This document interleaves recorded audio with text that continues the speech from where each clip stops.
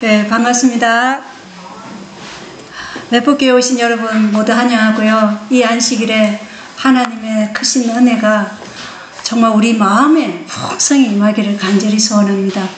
그리고 우리 마음 가운데 정말 주 예수 그리스도의 사랑이 정말 이 생수와 같이 흘러 넘치기를 바랍니다. 제가 오늘 준비한 말씀은 마태복음 24장 노아의 때와 같이 부절제와 인내의 부족이라는 주제입니다. 제가 지금 마태복음 24장 시리즈를 계속하고 있어요. 오늘 12번째 시간입니다. 지난 시간에 말씀드린 내용이 그때가 가까이 곧 문들 앞에 이런 줄 알라는 말씀을 말씀드렸어요. 그래서 그 말씀을 보면 예수님께서 제자들에게 주님의 재림이 가까웠음을 무화과의 나무의 비유를 통해서 말씀하셨는데, 무화과 나무가 잎사귀를 내면 여름이 곧 수확할 때가 가까이 온 줄 알라고 말씀하셨어요. 그리고 마태복음 24장의 표적들이 이 세대가 지나가기 전에 예루살렘의 멸망이 성취될 것과, 또 마태복음 24장은 이중성취를 말씀하고 있죠. 그리고 세상의 종말에 대해서도 하늘과 땅은 없어지겠으나 내 말들은 없어지지 아니하리라고 분명하게 이 세대가 지나가기 전에 재림이 성취될 것을 장담하셨습니다. 네, 믿으십니까? 아멘입니다.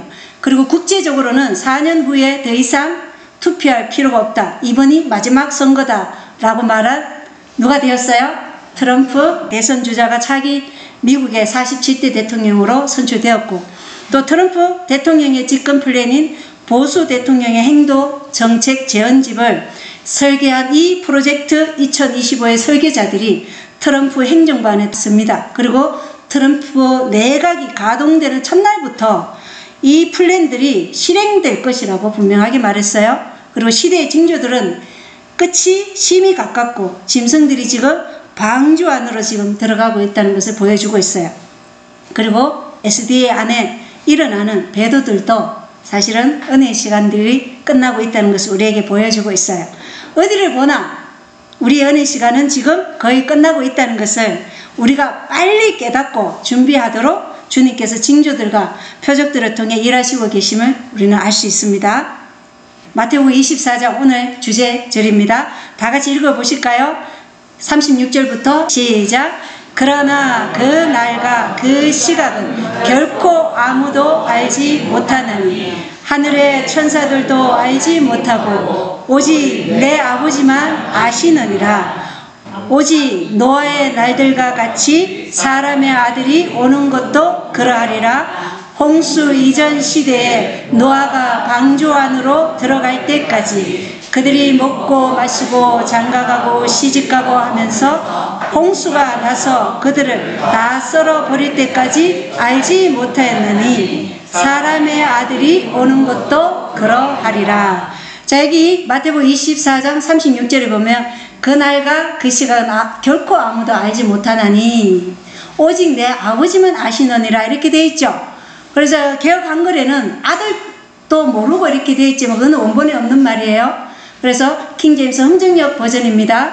험정역 버전에는 오직 내 아버지만 아신다. 그러나 요한복음 10장 30절에는 아버지와 아들은 하나예요, 둘이에요? 하나라고 하시죠. 그래서 아버지가 아시면 누가 아셔요? 아들이 아신다는 것을 증거하고 있습니다. 그리고 우리가 읽은 이 38절에 보면 홍수 이전 시대에 노아가 방주 안으로 들어갈 때까지가 있고, 39절에는 홍수가 나서 그들을 다 썰어 버릴 때까지 두 때를 보여주고 있어요. 그죠? 그래서 두 때 사이에 뭐가 있을까요? 7일이라는 기간이 있다는 것입니다. 첫 번째 때는 노아와 그의 가족이 방주로 들어간 때예요. 그죠? 예, 그리고 하나님께서 방주 문을 닫으신 때를 말하는 거고, 39절에는 비가 내리기 시작하고 홍수가 모든 악인들을 썰어버린 때를 말하고 있다는 것입니다. 그래서 이 두 때 사이에 7일이라는 기간이 있는데, 이 7일 동안 잃어버린 바 된 자들은 살아있었지만 그들을 위한 은혜의 시간은 끝났어요? 안 끝났어요? 끝났어요. 그런데 그들은 알지 못했다는 사실입니다. 마찬가지로 세상의 종말의 때에도 은혜의 문이 닫히는 때와 멸망이 이르러 오는 때 사이에 기간이 있을까요? 있죠. 예, 이 두 때 사이를 우리는 칠재앙이라 그러죠. 예, 야곱의 환난, 또 내 바람이 노임이 받는 그러한 때라는 것을 우리가 알 수 있습니다. 그런데 이때도 마찬가지로 악인들은 그들이 잃어버린 바 되었음을 깨닫지 못한다는 것입니다. 그리고 하나님의 자비를 거절해온 자들은 사단에게 완전한 지배를 받을 것입니다. 그래서 가인의 표는 뭐예요? 악인이 악인을 다스리도록 하는 것이 가인의 표예요. 예. 그래서 그 시간을 하나님께서 잠시 보여주시는 거예요. 그래서 제가 어떻게 역사하는지를 온 우주가 다 볼 수 있도록 그 7재앙을 통해서 하나님께서 보여주신다는 것입니다. 다 왜 이렇게 홍수 심판을 내릴 수밖에 없었나? 이것은 우리가 창세기 3장으로 돌아가면 재시작을 알 수 있어요. 그죠? 사탄 루시퍼의 3가지 거짓말 철학이 있습니다. 창세기 3장 4절로 5절에 보면 뱀이 여자에게 이르되 너희가 절대로 죽지 아니하리라. 첫 번째입니다. 너희가 그것을 먹는 날에 너희 눈이 열리고 너희가 신들과 같이 되어 선악을 알 줄을 하나님이 아시느니라. 이것이 왜 사단의 3가지 거짓말 철학인가? 첫 번째는 너희가 절대로 죽지 아니하리라. 이 말씀은 하나님의 율법을 범해도 죄인과 죄가 불멸하다는 영원 불멸 사상이 여기서 나온 거예요. 그리고 이 영원 불멸 사상이 있기 때문에 영원 지옥설도 있는 거죠. 그리고 두 번째, 신들과 같이 된다. 이 말씀은 네 자신이 바로 신적인 존재라는 것입니다. 그런데 왜 신에게 종속되려 하느냐? 그리고 세 번째는 선악을 알 줄을 안다. 이 선악을 안다는 것은 옳고 그름을 판단하는 기준과 표준이 누구에게 있다는 거예요? 너에게 있다, 인간에게 있다. 이렇게 말씀하고 있다는 것입니다. 내 자신이 너의 도덕성을 결정한다. 우리가 신앙생활을 해보면요, 신앙생활 하더라도 하나님의 뜻과 말씀이 분명한데도 자기 자신이 표준이 되는 거 많이 있죠. 이렇게 되면 우리가 누구의 사상으로 따라간다는 거예요? 네, 사단의 사상으로 따라간다는 것입니다. 사탄의 본성이 뭐냐? 나르시시즘이라는 것입니다. 가인된 형태의 자기애, 자기 사랑, 자기 영광, 자기의, 자기 능력의 과시, 지나치게 자신을 높이는 사상, 이게 다 나르시시즘이라는 것입니다. 사탄의 본성, 이 나르시시즘이 다양한 세상 종교들과 인간 철학의 바탕이고, 이 루시퍼 철학의 비밀스러운 조직들의 믿음의 근간이 바로 이 사탄 루시퍼의 3가지 철학에 기초되어 있다는 것입니다. 비밀 조직들 아시죠? 제수잇이나 일루미나이티나 프리메이슨, 템플 기사단, 장미 십자에 비밀 조직들은 성경의 예수님을 루시퍼로 해석하고 루시퍼가 빛을 가진 자로 왜곡시킵니다. 이 세상을 우리가 역사를 알려면 이 비밀 조직을 모르면 세상 역사를 설명할 수 없다고 그래요. 예. 그만큼 우리의 삶 전반에 이 비밀 조직들이 종교계나 학교에나 교육계나 정치계나 경제계에 다 지금 속속들이 그들이 일을 하고 있기 때문에 세상이 지금 마지막을 향해서 가고 있다는 것입니다.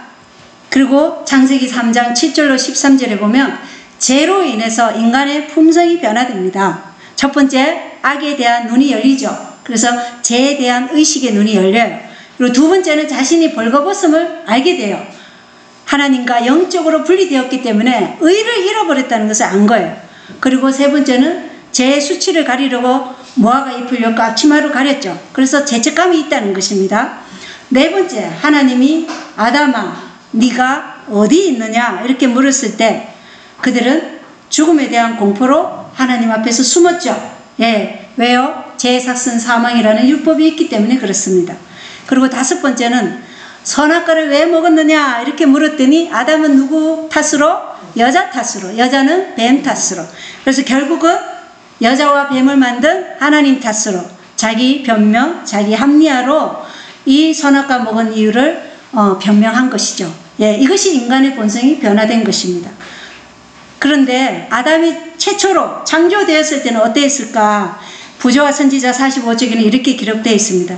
그의 본성은 하나님의 뜻과 조화되었고 그의 마음은 하나님의 일을 이해할 수 있었고 그의 애정은 순결하였고 그의 식욕과 감정은 이성의 지배 아래 있었고 그는 하나님의 형상을 지니고 그분의 뜻에 완전히 순종하는 가운데 거룩하고 행복하였다. 이렇게 기록되어 있어요. 자, 예수님이 왜 오셨죠?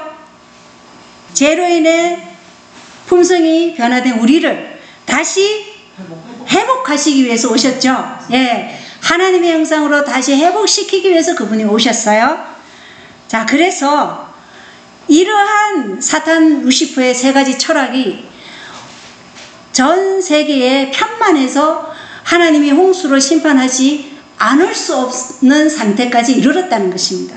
그리고 거기에 누가 있었나? 노아가 있었다는 것이죠. 그 노아의 전도가 120년이었어요. 120년이 길게 느껴지나요?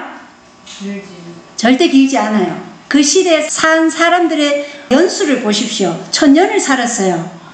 그럼 우리는 지금 몇 살을 살아요? 100년도 못 살잖아요. 예. 그러니까 120년이 결코 긴 세월이 아니라는 것입니다. 창세기 6장 3절에 보면 주께서 이르시되 내 영이 항상 사람과 다투지는 아니하리니 이렇게 말씀하셨어요. 그리고 노아의 전도는 심판의 시간에 대한 기별이었다는 것입니다. 120년 동안. 예, 우리가 지금 계속 전하고 있는 게 뭐예요? 심판이 지금 이르렀으니 너희들 지금 회개하고 온전히 하나님께 영광을 돌리라는 것이잖아요. 그죠? 지금 오늘날 올바른 기별을 전하는 기별자들은 다 목숨을 내놓고 하는 거예요. 언제 우리가 붙잡혀 갈지 모르는 정말 서대반과 야고보 같은 그러한 상황이 우리에게 닥칠지 모르기 때문에 정말 이거는 목숨 내놓지 않고 얘기할 수 없는 내용들이 설교에서 흘러나올 수밖에 없어요. 자, 히브리서 11장 7절에는 믿음으로 노아는 아직 보지 못한 일들에 대해 하나님으로부터 경고를 받고 두려움으로 움직여 방주를 예비함으로 자기 집을 구원하였으니 그것으로 말미암아 그는 세상을 정죄하고 믿음으로 말미암는 의의 상속자가 되었느니라. 그래서 히브리서는 노아가 그의 설교가 아니라 무엇을 예비함으로 세상을 정죄했다고 말하나요? 방주를 예비함으로. 그래서 그의 이 심판의 시간이 이르렀다는 것을 삶으로 지금 보여주고 있다는 것입니다. 그래서 노아의 행동은 노아의 기별이 하나님으로부터 왔음을 증명한 거예요. 그렇다면 재림을 사모하는 우리의 삶도 재림의 임박성을 증거하는 삶이어야 되지 않겠습니까? 네, 만약 이것이 아니라면 우리도 지금 방주 밖에 있는 사람들로 우리도 끝날 거예요. 방주에 닫힌 문이 있어요. 노아와 그의 가족이 방주에 들어가는 7일 동안 폭풍우가 올 아무런 징조도 나타나지 않았어요. 그리고 방주 안에 있는 그들의 믿음은 시험을 당했습니다. 그러나 밖에 있는 세상 사람들에게는 그때가 어떤 때였어요? 승리의 때였어요. 밖에 있는 사람들에게는. 그리고 노아의 기별은 기만이었고 홍수는 결코 이르지 않을 것이라고 그들의 신념을 더욱 굳게 해주었다는 것입니다. 그리고 짐승들과 새들이 방주에 들어갔어요. 그리고 천사가 문을 닫고 그 엄숙한 광경을 목격하고도 그들이 여전히 어떻게 했어요? 농담을 하면서 술을 마시고 흥청거리기를 계속하였고 하나님의 능력의 그 놀라운 표현을 조롱하였다는 것입니다. 그래서 방주 주위에 모여 그 안에 들어가 있는 사람들을 비웃고 대담하게도 전에 어떤 난폭한 행위를 감행하였다 이렇게 말씀하고 있다는 것입니다. 자, 여기 7이라는 숫자는 마지막 7재앙을 예고하죠. 그리고 느부갓네살 왕은 새 히브리 청년들을 평소보다 7배는 더 뜨겁게 타는 용광로 안으로 던져 넣었습니다. 자, 우리의 시련도 7배나 더 큰 시련이 오겠죠. 예. 그러나 우리는 우리의 기별대로 살아가는 삶이 되어야 된다는 것입니다. 기별이 곧 우리가 이제 재림이 임박했구나 하는 이 기별이 말이 아니라 행동으로 나타나야 된다는 것입니다. 그럴 때 세상 사람들은 야, 니 너무 극단이다. 니나 그렇게 살지. 제 친구들 그래요. 지금 거기 있으면 곧 도시는 혼란과 폭동으로 인해서 아마 그 도시에 있지 못할 것이다. 얼른 시골로 내려와서 자급자족하도록 해라. 그러면 니나 그런 생활하지 자기는 못한대. 편안한 삶이 너무나 우리가 안주해 있는 이러한 상태라는 것입니다. 너무 익숙해요. 그죠? 예, 돈으로 사는 것이 너무 익숙하기 때문에 감히 내가 어떻게 자급자족 이거 꿈도 못 꾼다는 것입니다. 그러나 때가 다 되었다는 것을 우리에게 말씀하고 있어요. 노아의 때에 닫힌 문과 재림 전 은혜의 문이 닫힌 것과 비교해서 이 부조와 선지자는 기록하고 있어요. 98쪽을 읽어보면 그와 같이 하늘 구름을 타시고 오시기 전에 그리스도께서 죄인을 위한 그분의 중보를 그치실 때 자비의 문은 닫힐 것이다. 중보를 그치실 때 방주의 문이 닫힌다는 것입니다. 은혜의 문은 닫히신다는 것이에요. 더 이상 하나님의 은혜가 자비가 우리에게 이르러 오지 않는다는 것입니다. 그래서 하나님의 자비를 거절해온 자들은 사단에게 완전히 지배될 것이다. 그들은 하나님의 백성을 멸하려고 노력할 것이다. 그러나 의인들은 하나님의 능력으로 보호될 것이라는 것입니다. 자, 인간의 추론이 참 무서워요. 인간의 추론으로 하나님의 경고를 멸시합니다. 홍수 이전 사람들은 수세기 동안 자연 법칙은 변한 적이 없었다고 판단을 내렸어요. 지금까지 비가 내린 적은 결코 없었고 안개나 이슬로 우리는 물 공급을 받았다. 강들은 아직까지 그들의 경계선을 넘어 범람한 적이 없었고 강물을 안전하게 바다까지 날랐다. 이렇게 말하고 있어요. 그러나 이 모든 것이 네가 여기까지 오고 더 이상 넘어오지 못하리라는 욥기 38장 11절의 말씀처럼 이 모든 것을 하나님이 통제하고 계시다는 것을 그들은 인식하지 못했다는 것입니다. 그래서 오늘날 많은 사람들이 추론하듯이 똑같아요. 역사는 동일한 선상에서 반복된다는 것입니다. 이 자연계는 자연계를 만드신 하나님 위에 있다. 이렇게 오늘날 세상 사람들은 말하고 있다는 것이에요. 그리고 자연법칙은 매우 확고하게 확립되었기 때문에 하나님께서도 그것들을 변경시킬 수 없다고 추론하고 있어요. 그리고 노아의 기별을 일종의 기만, 그 일대 망상으로 생각하게 하였고 그들은 경고를 받기 전과 똑같이 행동함으로써 하나님의 경고에 대한 그들의 멸시를 나타냈다. 만약에 지금 우리가 하나님의 말씀, 성경 말씀과 예언의 신에 있는 말씀을 하나라도 우리가 경시하거나 무시하면 우리도 어떻게 된다고요? 방주 바깥에 있는 자들로 멸망당한다는 것입니다. 자, 그리고 이 노아 홍수의 시대는 부질죄와 유한한 인간을 신뢰함으로 하나님의 경고를 두려워하지 않았어요. 그들은 연락과 폭식의 잔치를 계속 열었다. 그들은 먹고 마시며 신고 지으며 장래에 얻기를 바라는 이득에 가는 그들의 계획을 세웠다. 그들은 무한하신 하나님을 조금도 두려워하지 않는다는 것을 전가하기 위해 한층 사악하게 행동하였고 하나님의 율법을 더욱더 도전적인 태도로 무시하였다. 그들은 노아가 말한 것에 조금이라도 참된 것이 있다면 세상에서 명성이 높은 사람들, 현명한 이들, 사려 깊은 이들, 위인들이 그것을 깨달았을 것이라고 단언하였다. 이렇게 하나님의 경고를 인간의 추론으로 그리고 그 시대에 명성이 높은 사람들의 얘기를 맹종하고 하나님의 경고를 무시했다는 것입니다. 그런데 이렇게 무시할 수밖에 없었던 그들의 상태가 어땠다는 거예요? 부절제와 연락과 폭식의 잔치를 계속 열었다는 것입니다. 그래서 하나님께서는 경건치 아니한 자들의 세상에 홍수를 내릴 수밖에 없었다는 것입니다. 자, 폭식과 부절제로 멸망당합니다.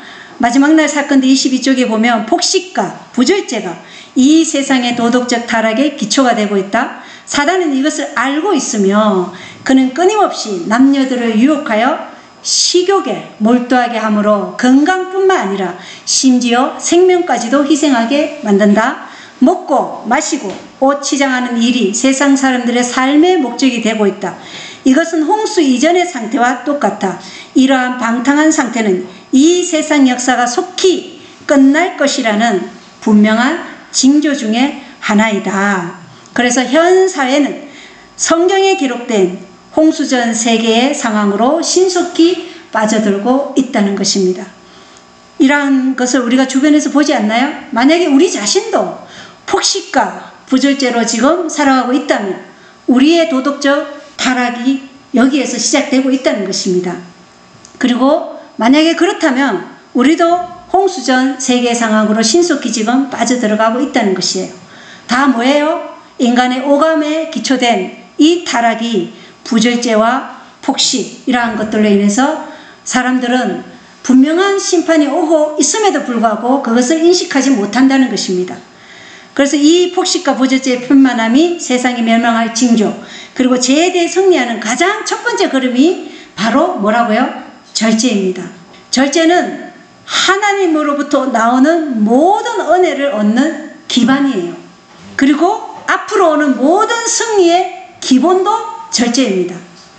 먹고 마시고 읽고 듣고 보는 것에 방종하면 이 탐욕으로 영혼의 감각이 둔하게 되고 영성이 파괴된다는 것입니다.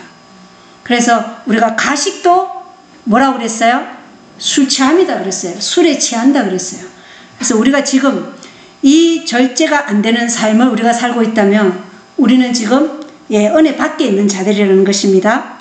많은 사람들은 절제하지 못하는데 너무 빠져서 어떤 이유가 있어도 폭식하는 습관을 바꾸지 않을 것이다. 그들은 절제하지 못하는 식욕을 억제하기보다는 건강을 희생하고 일찍 죽는 것을 택할 것이다. 먹고 마시자, 이러한 절제하지 못하는 식욕. 그리고 어떤 목사들은 이러한 식사 습관에 대해서 각별한 주의를 하지 않는 목사들도 있다는 것입니다.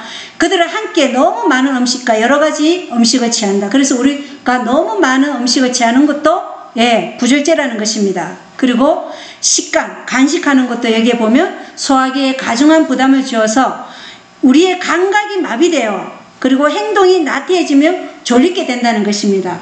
그래서 특별히 이 기도회 할 때는 절식을 하시기 바랍니다. 그래야 영적 스파크가 우리에게 일어나야 되는데 그 주파수가 연결이 안 돼요. 위장이 꽉 차버리면 이 소화시키는데 에너지가 다 가기 때문에 이 뇌가 제대로 기능을 못한다는 것입니다. 그래서 우리가 반드시 이겨야 하는 우상 중에 하나가 뭐예요? 식욕의 부절제라는 것입니다. 그리고 이 부절제는 많은 사람들이 하나님께로 가는 기목을 먹는 장애물이에요. 식욕의 방종은 그리스도인 품성 완성의 적이라고 기록되어 있어요. 자, 교회적인 이건 400쪽에 보면 식욕에 방종하는 자가 그리스도인 품성 완성을 이루기라 불가능하다. 네, 확실하죠? 식욕에 방종하면 그리스도인 품성 완성을 이루기란 불가능하다. 아예 가능하지 않다는 거죠. 우리가 건강을 해치는 식욕에 방종하고 이생의 자랑이 지배하는 동안에는 하나님의 성령께서 우리의 그리스도인 품성 완성을 위해 도우러 오실 수 없다. 식욕의 방종과 이생의 자랑, 자기 지혜를 자랑하고 자기의, 자기 영광, 자기의 하나님께서 도우시러 오실 수 없다는 것입니다. 그래서 시대의 소망 302쪽에는 그리스도인의 고결성에 대한 최고의 증거가 뭐라고요? 자제이다, 절제이다, 이렇게 말씀하고 있다는 것입니다. 그리스도인의 고결성에 대한 최고의 증거가 절제이고 자제라는 것입니다. 가혹하거나 잔인한 취급을 받을 때 침착하고 신뢰하는 정신을 보존하지 못하는 자는 하나님께서 당신의 완전한 품성을 자기 안에 드러내실 권리를 그분으로부터 빼앗는 것이다. 자, 우리가 식욕의 부절제뿐만 아니죠. 다른 사람이 나를 향해서 가혹하게 잔인하게 취급을 할 때 그때 내가 누구에게 속했는지 드러나는 것이죠. 그때 침착하고 그리스도를 신뢰하는 정신을 보존해야 된다는 것입니다. 그래서 빌립보서 4장 5절로 7절에 보면 너희의 절제를 모든 사람이 알게 하라. 주께서 가까이 계시느니라. 아무것도 염려하지 말고 오직 모든 일에서 뭘 하라고요? 기도와 간구로 너희가 요청할 것을 구하라는 것입니다. 이것은 우리 힘으로 되는 게 아니죠. 기도와 간구. 나에게 정말 잔인한 취급을 할 때 그때 어떻게 해요? 순간적으로 기도와 간구를 하면 됩니다. 그럴 때 하나님의 평강이 그리스도 예수님을 통해 우리 마음과 생각을 지키신다고 분명하게 약속하고 있다는 것입니다. 자, 왜 절제의 기별이 중요한가 그럼? 그리스도인은 모든 일, 먹고 마시고 입고 기타 인간 생활의 모든 면에 뭐가 필요한 거예요? 절제가 필요하다는 것입니다. 이 절제는 우리의 모든 생애에 다 필요한 것이에요. 일을 너무 많이 하는 것도 일 중독이죠. 절제가 안 되면요, 깜깜한 새벽에 나가서 깜깜한 밤까지 일해요. 특히 시골에 사시는 분들 할 일이 얼마나 많아요. 근데 그것도 절제가 필요해요. 항상 뭐예요? 말씀이 우선이다. 그래서 저희는 예배는 절대로 놓치지 않아요. 그리고 같이 성경 통독하는 거 놓치지 않고 이러한 절제된 삶이 있어야 돼요. 그래야 우리가 일 중독도 빠지지 않는 거예요. 그리고 이기기를 다투는 자마다 모든 일에 절제한다고 고린도전서 9장 25절에 말씀하고 있죠. 그래서 썩은 멸류관을 얻지 않는다. 우리가 이기기를 다투는 자가 절제하면 영광의 멸류관, 의의 멸류관, 기쁨의 멸류관을 얻게 된다는 것입니다. 생명의 멸류관. 그래서 이기기를 다투는 자마다 모든 일에 절제한다고 말씀하고 있어요. 그래서 사람이 스스로를 복음이 미치기 어려운 상태로 만들게 하는 것이 바로 사탄의 묘책이다. 사탄은 우리가 부절제하기를 원해요. 그래서 끊임없이 야 이거 먹어봐, 이렇게 안 좋은 거 자꾸 식간에도 먹으라 그러고, 아니면 우리의 감정을 건드리죠, 그죠? 그래서 네가 나한테 그랬기 때문에 내가 이렇게 하네, 이렇게 변명하잖아요, 그죠? 이런 거 다 루시퍼의 사상이라는 것입니다. 자, 이 절제는 부절제한 독서의 습관도 식음의 부절제가 그러한 것처럼 확실히 두뇌에 치명적인 영향을 준다는 것입니다. 소설을 읽으면 영성은 파괴돼요. 그리고 제약에 심취해 되고 불건전한 흥분을 일으키고 상상력을 발동시키고 정신의 유용성을 떨어뜨리고 사람들로 하여금 기도를 잊게 하는 것도 이 소설의 영향이 굉장히 큽니다. 그리고 영적 활동에도 부적합하게 되는 것이에요. 그래서 현명하지 못한 독서의 선택으로 말미암아 이 청소년들의 능력이 쇠퇴하여지고 정신은 어지럽고 쇠약해져서 수년 동안 은혜에 있어서나 믿는 이유에 대한 지식에 있어서나 도무지 성장하지 못하는 일이 허다하다는 것입니다. 뭐 때문에요? 소설을 읽는 것, 부절제한 독서 습관. 그래서 여기서 말하는 책들은 오늘날 유튜브 영상 같은 것을 말할 수 있죠. 오늘은 책을 잘 안 봐요. 다 어디서 얻어요? 유튜브에서 다 얻잖아요. 그죠? 구글 쳐가지고 다 얻잖아요. 근데 연애소설은 이 한상의 주문에 우리를 걸리게 하는 거예요. 그리고 사탄적 음악, 그리고 감정에 홀리게 하는 마술 같은 드라마. 여자들이 얼마나 드라마에 빠져요? 아침 드라마, 저녁 드라마, 그리고 영화, 오락물, 폭력적 게임이나 스포츠. 근데 스포츠를 즐기는 분 한번 생각해봐요. 제가 스포츠를 하는데요, 원수가 쓰러질 때 기뻐하지 말라고 했는데 원수가 쓰러지면 어떻게 해야 돼요? 스포츠는 기뻐해야 되잖아요. 우리 팀이 이겨야 되잖아요. 그래서 우리가 이 스포츠 하는 것도 잠깐 우리가 정말 화목을 위한 그런 거는 우리가 이해하죠. 그러나 진짜 경쟁하고 이러한 것은 하나님의 정신으로 할 수는 없다는 것입니다. 그리고 우리가 세상에 쓸데없는 거 이런 데 팔리면요, 성경에 대한 사랑이 파괴돼요. 그리고 부절제에 빠지면 기도도 안 나와요. 근데 이런 모든 것이 저는 다 쓰레기로 보입니다. 우리가 이 쓰레기를 우리 안에서 태우지 않으면, 치우지 않으면 우리도 쓰레기와 함께 어떻게 돼요? 멸망당한다는 것입니다. 근데 이게 슬픈 일이죠. 우리가 정말 그리스도를 믿는다고 지금 세상을 버렸노라고, 또 세상도 나에게 버림을 당했다. 내가 세상을 버렸으니까. 그런데 우리가 진짜 이 쓰레기들을 버리지 못해서 불로서와 함께 멸망당한다면 우리만큼 비참한 삶도 없을 거예요. 차라리 세상에서 절기던 사람은 인과응보로 그냥 가는 게 자기가 합당하다고 느낄 거예요. 근데 우리는 그게 아니잖아요. 그죠? 그래서 믿으려면 어떻게 해야 돼요? 확실하게 믿어야 됩니다. 뜨겁든지 지금 차가우면 죽습니다. 지금 차가우면 안 되겠죠? 그래서 나의 사랑하는 젊은 친구들이여, 흥취를 자극하는 이야기의 가마력에 대하여 그대 자신의 경험을 되돌아보라. 그러면서 연애소설의 매력이 마음에서 떠나지 않고 마음의 건전성을 파괴하며 그대들의 영원한 행복에 관계되는 기중하고 엄숙한 진리에 관심을 갖지 못하게 한다. 모든 헛된 서적을 읽는 것을 단연코 그만두라. 이렇게 말씀하고 있다는 것입니다. 자, 이 모든 헛된 서적을 읽는 거, 여기에 모든 헛된 유튜브 동영상이나 음악, 드라마, 영화 같은 것을 단연코 그만두라. 우리가 이것을 지금 청년들에게 말해줘야 됩니다. 자, 사무엘상에는 사무엘의 아들 아비야와 요엘이 사무엘의 길을 걷지 않고 그들의 이익을 추구하며 뇌물을 취하고 재판을 굳게 했어요.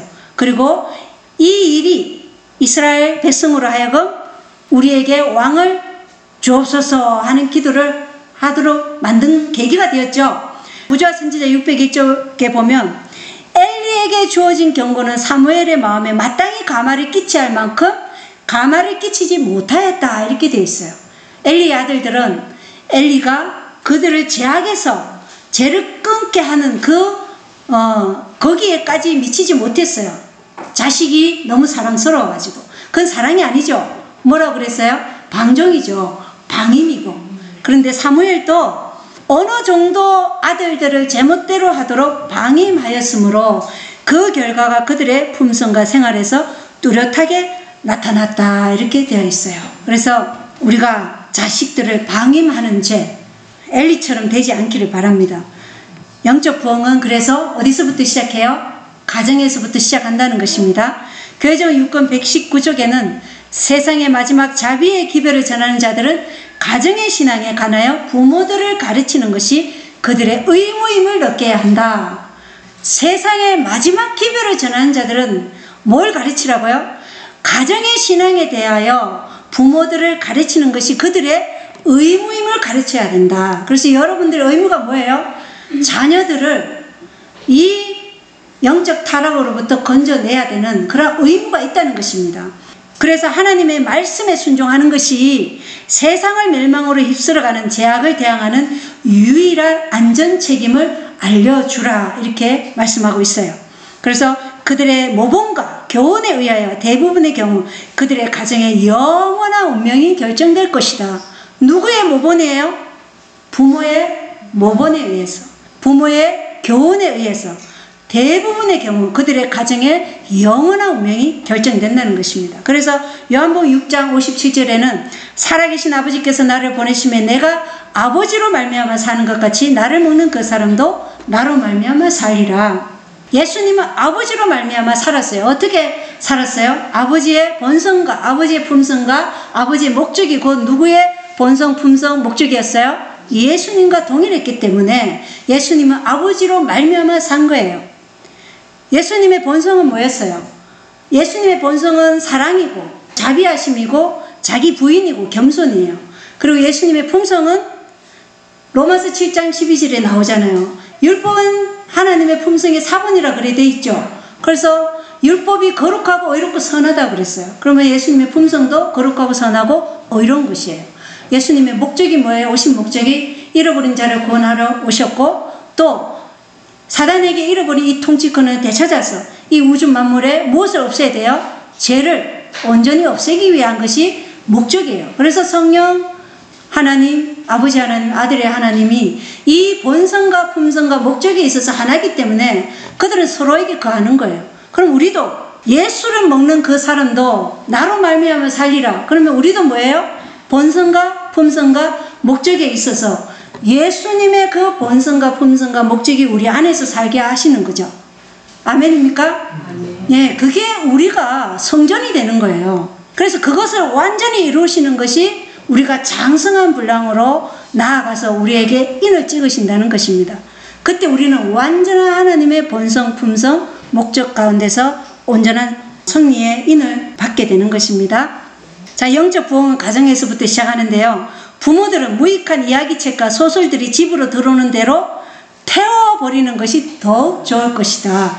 이거 어떻게 그렇게 해? 그러나 하나님께서는 좋을 것이다. 그런데 지혜롭게 해야 되겠죠. 막무가내로 야 이거 태우라 했으니까 그냥 태워야 돼, 이게 아니라 충분한 설득의 시간을 가지면서 그 아이에게 말하는 것이죠. 그래서 자녀들의 영원한 복리에 대해 각성하지 않으면 그대들의 등 안으로 자녀들이 반드시 잃어버린 바 될 것을 나는 보았다. 그리고 불성실한 부모들이 스스로 구원을 받을 가능성은 매우 적다. 우리가 불성실하게 자녀들을 양육하면요, 우리가 구원을 받을 가능성이 매우 적다는 것입니다. 이것을 우리가 깊게 생각해야 돼요. 그래서 가정에서 먼저 우리가 선교사가 되고 하나님의 형상으로의 회복의 시작도 어디에서부터예요? 가정에서부터 시작입니다. 그래서 신앙 부흥의 이 시작은 어디에서부터예요? 가정에서부터 출발이 되고 교회에서 이렇게 우리가 함께 힘을 실어서 군대로 나아가는 거예요. 창세기 18장 18절로 19절에 아브라함이, 하나님께서는 아브라함을 안다. 어떻게 아느냐? 그가 자기 자녀들과 자기 뒤에 있을 자기 집안 사람들에게 주의 길을 지켜 정의와 공의를 행할 것을 안다.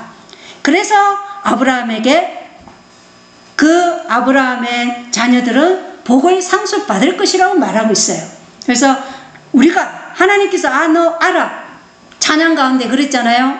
우리가 어제 찬양한 곡 가운데 나는 너를 도무지 알지 못한다 찬양이 있었죠. 저는 그 말이 너무나 두렵다고. 그러니까 우리가 자녀들에게 올바른 길을 제시하지 않고 정의와 공의를 행하게 하지 않으면 우리가 하나님은 나는 너를 모른다 이렇게 할 수도 있다는 것입니다. 영상을 하나 보겠습니다. 안녕하세요. 저는 이정진 교고의 박세연셀 개주아입니다. 저는 하연이처럼 목사님 사모님의 딸은 아니지만 하늘숲교회의 유진이 개동고의 리더의 딸로서 웬만한 직장인들보다 더 바쁜 부모님이 계십니다. 저는 이런 부모님 밑에서 모태신앙으로 태어나서 다른 아이들은 다 하는데 나만 못하는 것들이 아주 많이 있었습니다. 저를 처음 보는 아이들은 보통 저에게 3번 놀랍니다. 첫 번째, 제 이름을 보고 놀랍니다. 우와, 나 개씨는 살면서 처음 봐! 라는 반응이 대다수입니다. 두 번째는 집에 TV가 없다는 사실에 놀랍니다. 야, 집에 TV가 없어? 그래서 연예인을 한 명도 몰라? 라고 반응합니다. 세 번째, 제가 스마트폰이 없다는 사실에 놀랍니다.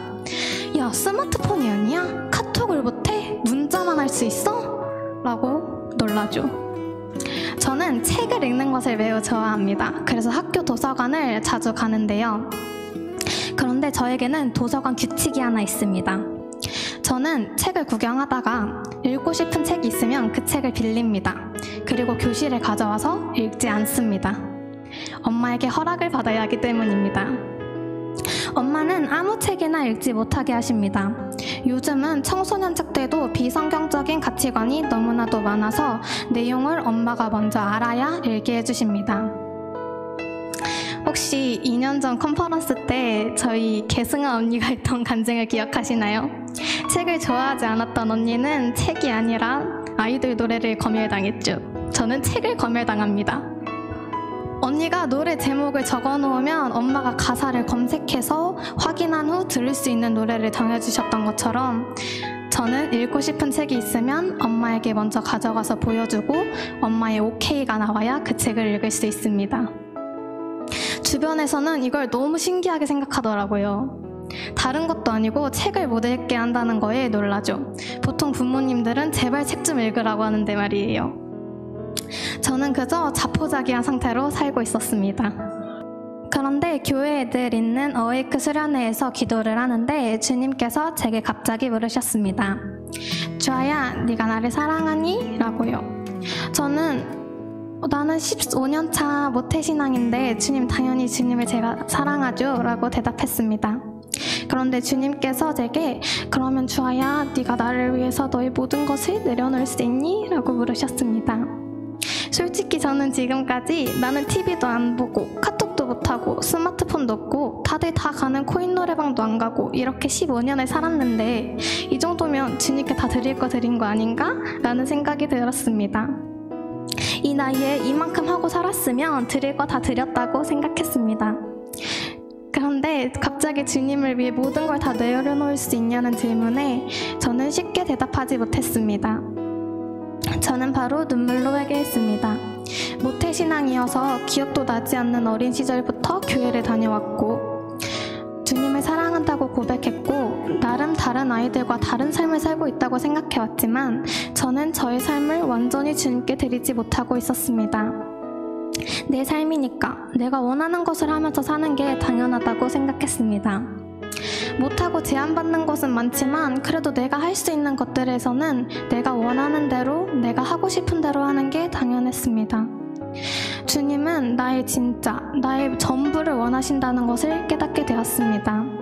그래서 저는 주님께 고백했습니다. 주님, 제가 주님께 저의 삶을 다 드립니다. 저의 온 마음을 드립니다. 길어도 100년밖에 안 되는 이 짧은 삶 주님께 다 드리겠습니다. 제가 주님을 위해 낮아지겠습니다. 주님을 위해서 죽겠습니다. 주님께서 나를 십자가에 죽기까지 사랑하셨으니 나도 주님을 위해 내 삶을 드리는 것이 당연하다는 생각이 들었습니다.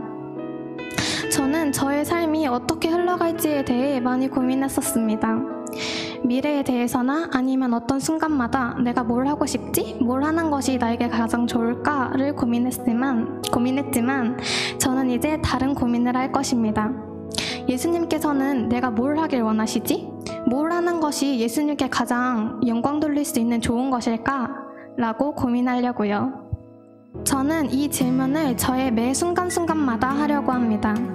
학생에게 중요한 공부. 지금까지는 나를 위해서 공부했지만 이제는 예수님을 위해서 공부할 것입니다. 예수님이 저의 공부에 좋은 동기부여가 되어주셨습니다. 금식과 기도도 예수님께서 원하신다면 제가 할 것입니다. 부모님을 공경하는 것, 주님께서 하라고 하셨으니 주님을 위해서 제가 할 것입니다. 저의 삶은 더 이상 저를 위한 삶이 아닙니다. 저는 제 삶을 주님께 다 드리기로 결정했기 때문입니다. 제가 만약에 100살까지 산다면 저는 85년이 남은 것입니다. 저는 이 85년을 주님께 드리는 것이 결코 아깝지 않습니다. 나를 위해 죽으신 예수님을 생각하면 아까울 수가 없습니다. 제가 주님께 나의 삶을 드릴 때 주님께서는 그걸 기쁘게 받으시고 제 삶을 인도하시리라는 것을 저는 믿습니다. 이것은 제가 지금까지 하늘숲 교회에서 수많은 사람들의 간증을 듣고 알게 된 것입니다. 주님께서는 틀림없이 저의 삶의 주인이 되어주실 것입니다. 제 삶의 모든 것이 주님만을 위한 것이길 소원합니다. 감사합니다. 이 개신교예요. 1월 개신교회. 지금 재림 신도의 가정, 그 책에 나오는 그 가정을 보는 것 같지 않습니까? 지금 자리가 지각 변동이 일어나고 있는 것 같습니다. 재림 신도의 가정을 가지고 있는 우리는 지금 이렇게 자녀들을 양육하지 못하고 있는데 1월 개신교회 가정에서 지금 이러한 신앙으로 자녀들이 준비되고 있어요. 그래서 우리는 지금 각성해야 됩니다. 예. 다시 또 영상을 하나 보겠습니다. 안녕하세요. 저는 박희월 리더님 셀의 계승아라고 합니다. 저는 저번 주에 목사님께서 이제 컨퍼런스에 대해서 자세히 소개를 해주시고 난 후에 저에게 어떤 마음들이 들었는지에 대해 간단하게 나눠보자 합니다. 그리고 저에게 두 번째로 든 마음은 이제 영혼들을 향한 마음이었습니다. 각자 어떤 마음이 있었는지 나누고 또 기도하는 것들을 했었는데 제가 그때 들었던 마음이 이번 컨퍼런스에 돌아올 그 10대들, 그 젊은 세대들에 대해서 제가 그들이 돌아오는 꿈을 꿨습니다. 제가 사실은 우리 한국의 많은 10대들을 향한 좀 특별한 마음들이 저도 있거든요. 그래서 우리나라의 10대들, 또 우리나라의 그 다음 세대들을 생각하면 제가 그들을 위해 기도할 때마다 정말 매번 눈물이 났습니다. 그래서 저는 학교에서 직접 아이들을 만나잖아요. 그래서 그들의 삶이 어떤지, 어떤 어려움들이 있는지, 그들의 가정에서 어떤 일들이 일어나는지 그런 것들을 제가 직접 보고 또 듣고 그렇게 하거든요. 그래서 정말 그들을 위해 많은 기도가 필요하고 그들이 하나님을 정말 만나야 한다는 것을 제가 알 수 있는데 하나님께서 이번에 저에게 주신 마음이 이번 컨퍼런스에 정말 수많은 10대와 수많은 젊은 층들이 돌아오겠다. 그 믿음을 하나님이 제 안에 부어주셨어요. 그래서 제가 이번 컨퍼런스를 위해 기도하고 꿈꿀 때 이 10대들과 이 젊은 층들이 돌아오는 것들을 제가 계속 꿈꿉니다. 그들이 그곳에서 하나님을 만나고 그들의 삶에 예수님이라는 그분이 들어가시고 그 수많은 젊은이들이 성령님을 경험하고 그 일들이 일어날 것을 제가 계속 꿈꿨어요.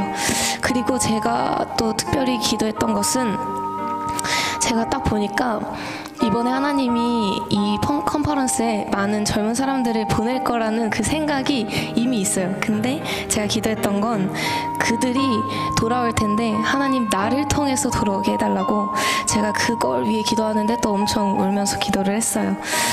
하나님, 그들이 이번에 와서 하나님을 만나게 되고 성령님을 경험하게 되고 예수님을 알게 될 텐데 하나님, 그들이 그렇게 되기 위해서 누군가의 헌신이 필요하다면 하나님, 그 헌신 내가 올려드리겠습니다. 하나님, 누군가는 낮아져야 한다면 하나님, 내가 낮아지겠습니다. 하나님, 누군가는 자신의 자존심을 내려놔야 한다면 하나님, 내가 그렇게 하겠습니다. 누군가는 눈물로, 누군가는 무릎으로 그들을 준비해야 한다면 하나님, 내가 그 사람이 되기를 원합니다. 제가 그렇게 고백했어요. 그래서 제발 그들이 돌아올 때 하나님, 나를 통해서 그들이 돌아오게 해달라고, 그 기회를 하나님 나에게 허락해달라고 제가 정말 그렇게 울면서 기도했었어요. 네, 우리의 마음이 참 어떻습니까? 이 아이가 18살이고 아까 그 아이는 15살이에요. 중학생. 두 자매예요. 네, 한 가정의 부모가 어떻게 아이들을 양육했길래 이러한 아이들로 성장했는지 정말 우리 재림 신도로서 참 부끄러울 따름이에요. 저도 참 부끄러워요.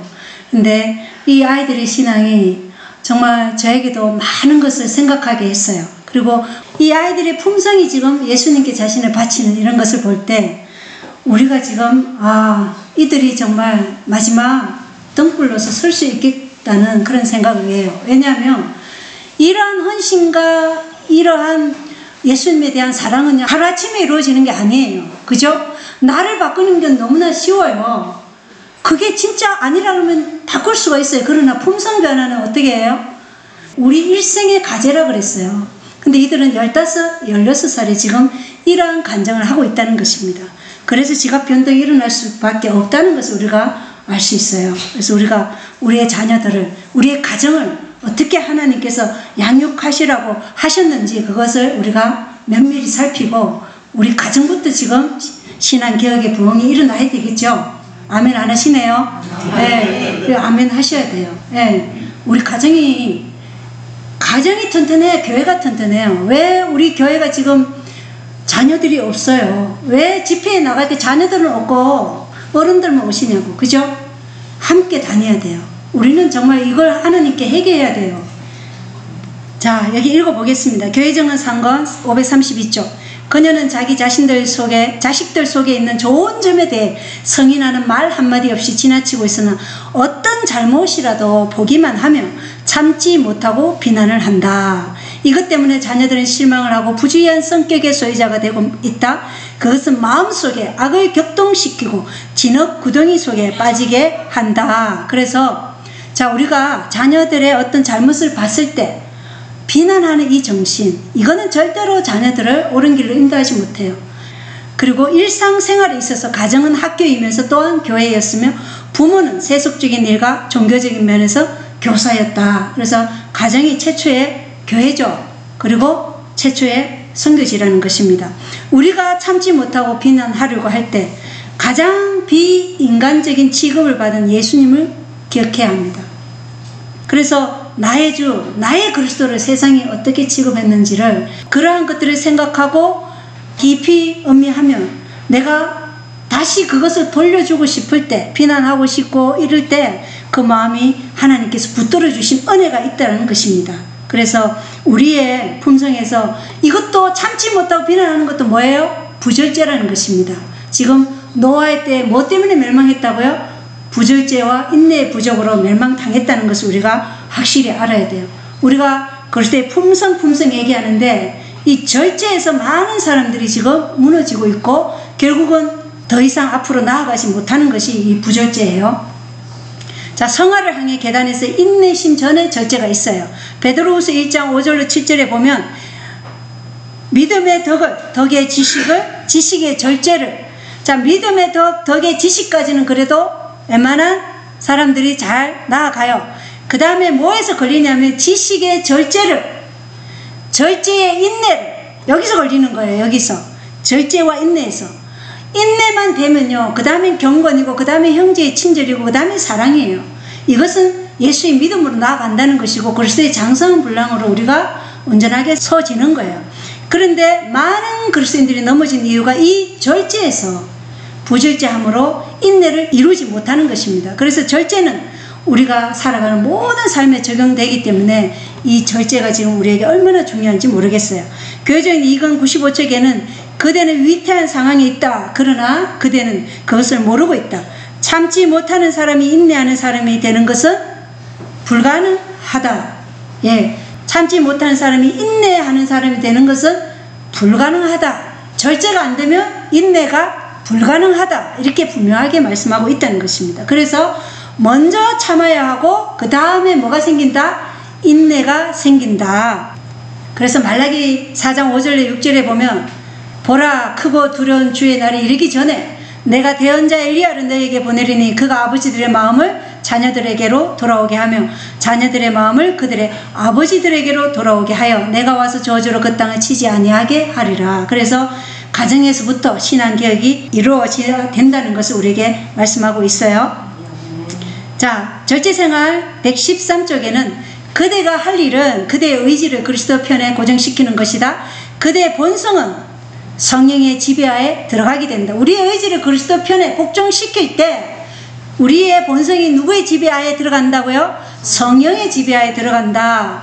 그대가 그대의 충성과 정서를 그대가 원하는 대로 지배할 수 없다 하더라도, 우리의 충성과 정서를 우리가 원하는 대로 지배할 수 없다 하더라도 뭐를 할 수 있냐? 그대는 그대의 의지를 지배할 수 있다. 분명하게 말씀하고 있죠. 그같이 하여 그대의 생에 전적인 변화가 일어날 것이다. 그대의 의지를 그리스도께 복종시킬 때 그대의 생애는 그리스도와 함께 하나님 안에 숨겨진다. 그대는 모든 정서와 권세보다 우월한 능력에 연합하게 된다. 그대의 의지를 그리스도의 편에 두어 하나님의 성령과 협력하지 않는 한 그대를 향상시키는 일에 결코 성공할 수 없다. 그래서 우리에게 뭐를 얘기하라고 말하냐면 불가능하다고 생각하지 말라, 이렇게 말씀하고 있어요. 그죠? 오히려 뭐라고요? 나는 할 수 있다. 나는 꼭 하련다. 이렇게 말하라는 것입니다. 그리하며 하나님께서는 성령을 통하여 그대의 결심을 돕기로 서약하신다. 성령께서 이러한 말씀을 우리 마음 가운데 새기신다고 말씀하셨어요. 그렇게 새길 때 우리가 그리스도께 복종할 수 있는 능력도 주신다고 약속하셨어요. 그래서 우리는 우리의 의지를 그리스도께 복종시켜야 돼요. 그리스도의 편에 우리의 의지를 고정시켜야 된다는 것입니다. 그러면 나머지는 누가 하신다고요? 보혜사 성령께서 이 일을 이루신다는 것입니다. 절제가 가능한가요? 아멘? 예, 아멘 안 하신 분은 여전히 나는 부절제가 좋아. 예, 절제가 가능하다는 것입니다. 그래서 성화는 매일매일의 과제이다. 아무도 하나님의 요구 중 하나를 짓밟으면서도 하나님께서 저들을 용서하셔서 축복하시리라는 믿음으로 스스로 속이는 사람이 없도록 하자. 자, 우리가 하나님이 요구하시는 그것을 하나라도 짓밟으면서 하나님 우리를 다 용서하시고 하나님 우리 축복하셔 속이 당하지 말라는 거죠. 이 마지막 세상에 기만 당하지 말라고 마태복음 24장에 기록하고 있어요. 자, 알고 있으면서도 고의적으로 죄를 범하면 성령의 전가하시는 음성을 잠잠하게 하여 그 영혼은 하나님에게서 떨어져 나간다. 알고 있으면서도 우리가 실천하지 않는 거, 그러면 어떻게 된다고요? 그 영혼은 하나님에게서 떨어져 나간다. 그래서 지적 계몽이 아니라 영적 혁신이 우리에게 지금 필요한 거예요. 들은 말씀을, 아는 말씀을 삶에서 실천하는 믿음, 이게 순종으로 이끄는 믿음이에요. 이게 없이는 우리가 하나님에게서 떨어져 나간다는 것입니다. 두려운 말씀이죠. 어떠한 신앙적인 감정의 항월경에 들어간다 할지라도 예수께서는 하나님의 율법을 무시하는 자의 마음에는 거하실 수 없으시다. 하나님의 율법을 범하는데 그 속에 하나님이 거하신다. 천만의 말씀이라는 것입니다. 우리가 분노와 정욕과 탐욕과 정오와 이기심과 그 밖에 그릇된 죄에 빠지면 우리는 죄의 종이 된다. 이렇게 분명하게 말씀하고 있죠. 절제하지 못하는 삶, 우리의 이기심, 탐욕, 분노, 정욕, 이거 다 절제하지 못해서 일어나는 것입니다. 자, 예수님은 어떻게 하셨나? 예수님은 그 어떤 상황에서도 거룩한 인내심을 잃지 않았어요. 그래서 빌라도가 예수님의 그 인내심을 보자 그의 마음은 놀람으로 가득 찼다. 이렇게 말씀하고 있어요. 그래서 예수님은 정말 모든 고통 중에서도 불평 없이 인내하셨다는 것을 우리에게 보여주고 있습니다. 그리고 그리스도의 고상하고 경건한 태도가 그들로 미치게 만들었다. 예수님의 그 고상하고 경건한 인내하시는 그 태도가 누구를 미치게 했어요? 예수님을 신문하는 그들을 미치게 만들었다는 것입니다. 일찍이 하나님의 아들처럼 비인간적인 방법으로 취급된 예수는 결코 없었다. 그런데 우리는 이것과는 비교도 안 되는 사소한 일로 얼마나 많이 우리 인내심을 잃어버리는지요. 그래서 우리가 인내심을 잃어버리게 하는 이 모든 것이 우리가 절제하지 못해서 그런 거예요. 그럴 때 우리는 누구를 생각해야 돼요? 일찍이 하나님의 아들처럼 비인간적인 방법으로 취급된 예수가 결코 없었다. 그 예수님이 이 세상에서 어떤 대접을 받았나 이걸 생각하면서 우리에게 절제를 할 수 있다는 것을, 그 예수님이 우리 마음 가운데 있으면 절제가 된다는 것입니다. 자, 순교자의 죽음은 예수님의 죽음과 어떤 차이점이 있나? 하나님의 죽음에는요, 육체적인 그러한 고통뿐만 아니라 세상의 죄가 그분의 위에 있었어요. 그리고 이것은 하나님의 진노인데 이 진노는 아버지께서 완전히 예수님을 버리셨다는 그 죽음이었어요. 그 죽음과 순교자의 죽음은 뭐가 차이나요? 순교자의 죽음은 하나님의 임재 가운데서 죽는 것이죠. 사도 바울도 스데반도 하나님의 임재 가운데 죽었지만 예수님은 하나님의 임재가 없는 하나님 아버지께 버림받으셨다는 그 상황에서 죽으신 것이에요.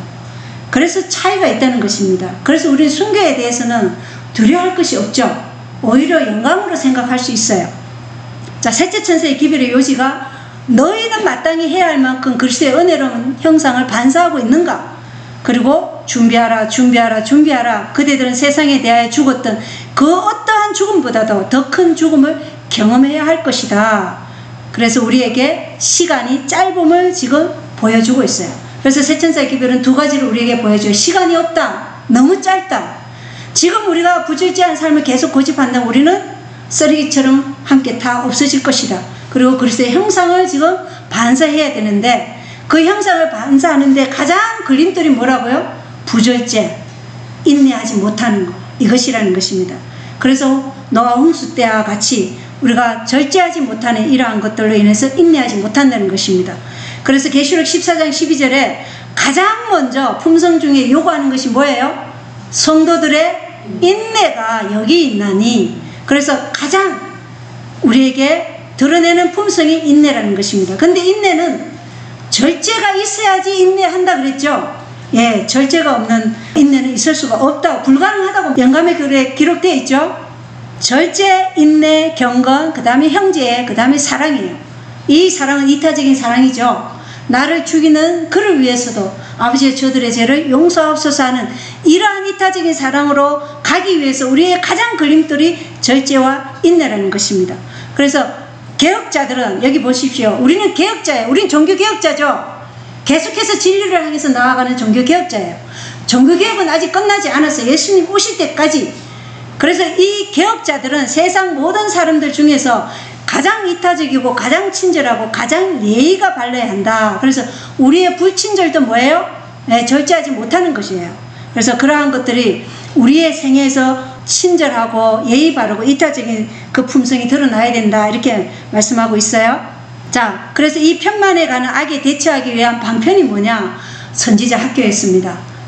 교육책 46쪽에 보면 편만에 가는 이 악에 대처하기 위해서 하나님께서는 교육하는 일에 부모들을 돕기 위하여 마련한 방편이 바로 선지자 학교였다, 이렇게 말씀하고 있어요. 이러한 선지자 학교는 이 널리 퍼지고 있는 부패를 방지하고 청소년들의 지적, 영적, 복리를 도모하여 하나님을 두려워하는 사람들을 국가의 지도자와 자문역으로 배출함으로써 나라의 번영을 정진시키는 데 있었다, 이렇게 되어 있어요. 그래서 사무엘은 경건하고 총명하고 학구적인 젊은이들을 모았다, 이렇게 되어 있습니다. 자, 첫 번째 엘리야가 한 일이 뭐예요? 선지자 학교였죠. 두 번째 엘리야 침례 요한도 제자들 양성 학교를 세웠어요. 세 번째 엘리야들도 이 일을 해야 되겠죠.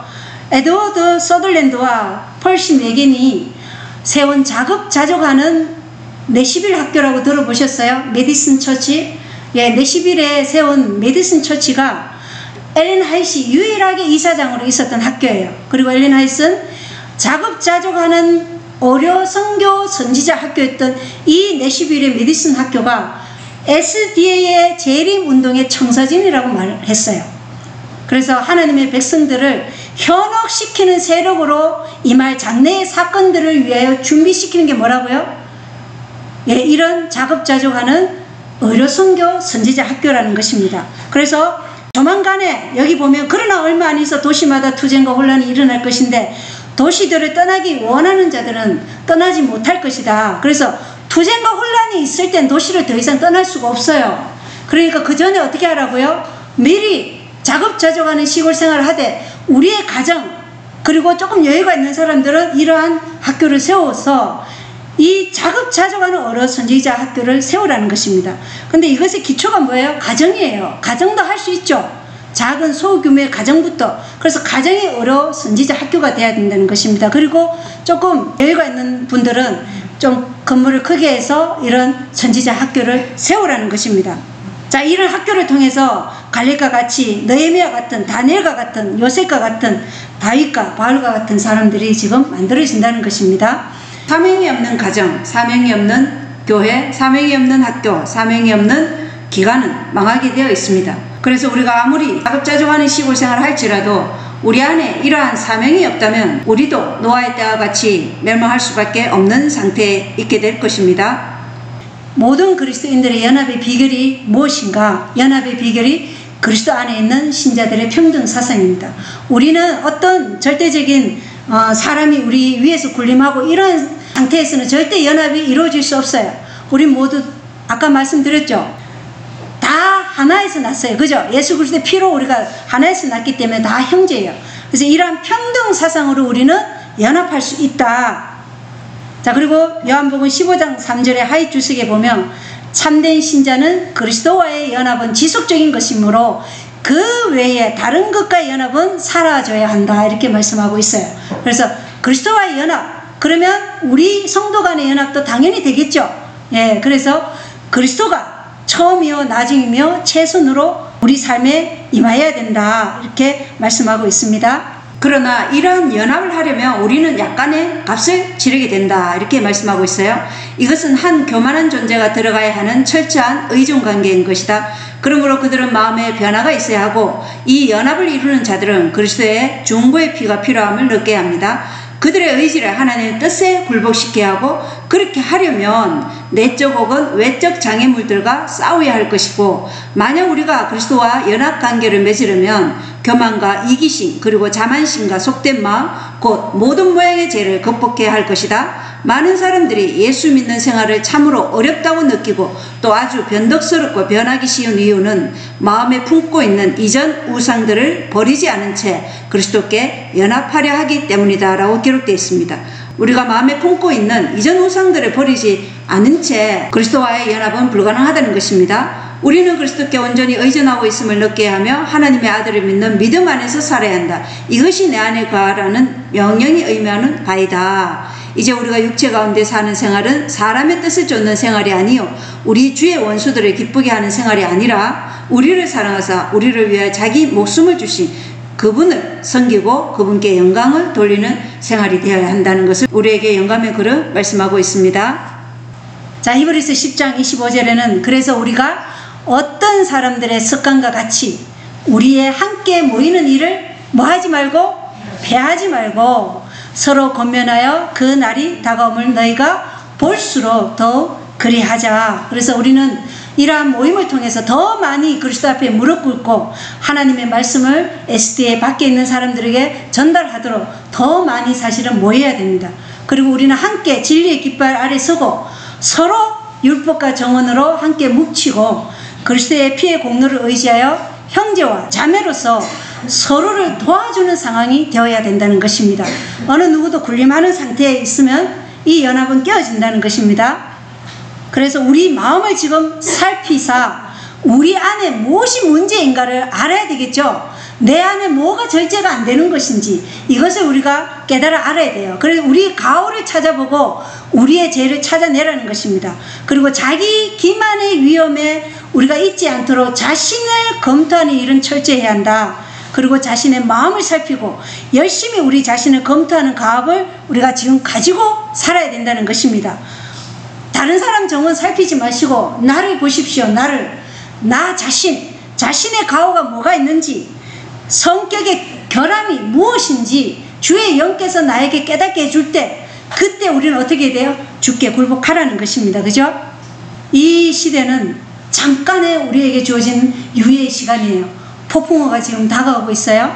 우리는 하나님께 회개하고 우리 주 그리스도를 믿음으로 말미암아 그 강포를 대항할 준비를 하지 않으면 안 된다. 마지막이 이르렀고 은혜의 기간은 끝나려 하고 있다. 우리는 찾을 만한 때 하나님을 찾고 가까이 계실 때 그분을 부르짖자. 이렇게 마지막 날 사건들 24쪽에 나와 있어요.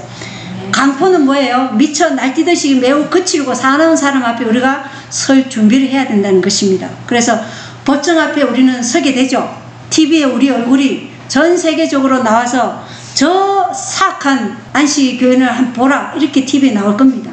그러한 극악한 조롱과 모욕을 받을지라도 우리는 주께서 이루신 그 거룩한 인내심이 우리 안에서 역사하도록 우리의 마음이 어떻게 돼야 돼요? 그 은혜 안에 머물러 있어야 된다는 것입니다. 초대교회 때 스데반은 설교하는 중에 죽임을 당했고 또 야고보는 끌려가서 감옥에서 본보기로 사용시켰어요. 그러한 일이 앞으로도 일어날 것이라는 것입니다. 역사는 반복이 돼요. 그래서 그리스도의 연합을 통해 우리가 오늘 이 노아의 때와 같이 이 부절제와 인내의 부족으로 멸망하지 않으려면 그리스도와의 연합을 통해 절제하는 사람이 인내한다는 것을 분명히 알아야 되겠죠. 예, 그래서 이기려고 애쓰는 자마다 모든 일에서 절제합니다. 그리고 너희의 절제를 모든 사람이 알게 하는데 기도와 간구로 하나님의 평강이 우리의 생각과 마음을 지키시도록 그렇게 하라는 것입니다. 그리고 히브리서 10장 36절에는 인내가 너희에게 필요하다. 하나님의 뜻을 행한 뒤에 그 약속하신 것을 받기 위해 하나님이 약속하셨죠. 뭘 약속하셨어요? 영생을 우리에게 약속하셨잖아요. 우리를 위해 죽으신 그 그리스도가 우리를 지금 기다리고 계신다는 것입니다. 그리고 누가복음 21장 19절에는 너희는 인내로 너희 혼을 소유하라. 그래서 혼을 소유하라. 이건 우리의 의지예요. 우리의 의지를 온전히 그리스도께 드려서 우리의 생각과 우리의 정신을 지키라는 것입니다. 그리고 야고보서 1장 3절 4절에 너희 믿음에 달린 인내를 이루는 줄 너희가 아느니라. 오직 인내를 완전히 이루라. 이것은 너희가 완전하고 완벽하여 아무것도 부족함이 없게 하려 함이라. 이렇게 말씀하고 있다는 것입니다. 세상은 지금 노아의 때와 같이 하나님을 존경함이 없이 루시퍼의 기만적 철학, 그 올무에 사로잡혀서 지금 부절제와 인내의 부족으로 멸망을 자초하고 있다고 합니다. 우리가 살아가는 이 세상이 절벽 끝에 있다는 이 시간의 긴박성을 빨리 알아챌수록 우리는 어떻게 할까요? 더욱 절제하고 더욱 인내하게 된다는 것입니다. 그래서 절제와 인내는 하나님의 형상으로 우리를 변화시키시려는 그리스도의 사명이 성취되는 그리스도의 은혜를 얻는 기반이자 모든 죄로부터의 승리의 비결이라는 것입니다. 그래서 절제와 인내로 성령의 열매가 맺히는 우리들이 되기를 기원하면서 오늘 말씀을 마치겠습니다. 감사합니다.